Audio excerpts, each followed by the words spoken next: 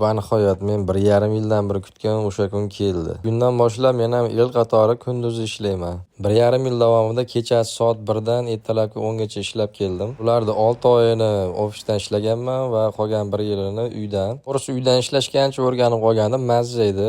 Ortiqcha stress yo'q, karishlar sovuq basharasini ko'rish shart emas va charchoq ham ancha kam edi. Lekin to'g'risi kechasi ishlash baribir odamni ezib qo'yar ekan. Xuddi o'zingizni boshqa sayyorada yashayotgandek his qilasiz. Hamma ishlayotganda siz uxlayotgan bo'lasiz, hamma uxlayotganda siz ishlayotgan bo'lasiz. Ishxonada xuddi kecha hammalari bilan birga osh yegandek kutib olishdi.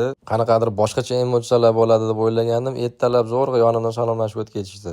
Bularda o'zi bo'lgani shu deb joyimda ozgina uyoq-buyoqqa qarab ishni boshlab yubordim, chunki sal kech qolib bordim. Ish rosa ko'pligidan qo'lga tegmadi. Kun davomida umuman video ola olmadim. Ketishimdan oldin ozgina video olishga harakat qildim. To'g'risi birinchi kun bo'lganiga menimcha tanam moslashish ancha qiyin bo'ldi. Shuning uchun rosa charchadim. Qarasam bizni timdagilar hammasi ketib bo'lgan ekan. O'zim o'tiramanmi deb men ham ishimni tugatmasdan yo'lga chiqib bordim. Ko'chaga chiqsam odam ashuncha bu yotibdi. Endi ham mana retres, ya'ni kalamushlar poygasidaligim yaxshigina bilindi. Uydan ishlaganimda uncha his qilmas edim.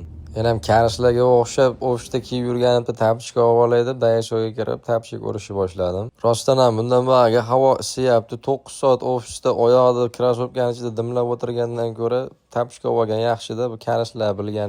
Bitta tapchika kirib shuncha narsa olib bu menimcha hammaga tekkan kasal bo'lsa kerak. Instagramdagi chereschur muvaffaqiyatli bratlarga o'xshaydi. Qo'qqanda dedimdagi kelib shunday zalga hozir bordim. 3 oylik paketlarga to'lovni qilib o'zimcha davolniy chiqdim. Ish qilib 2 hafta chiqqandan keyin har doimgidek tashab qo'ymasam bo'ldi. Bundan buyog'iga endi hayotga ham ozgina ma'no kirib, sal qiziq bo'lib qolsa kerak. Shunga o'tib profilga yengil obuna bo'lib qo'yasizlar.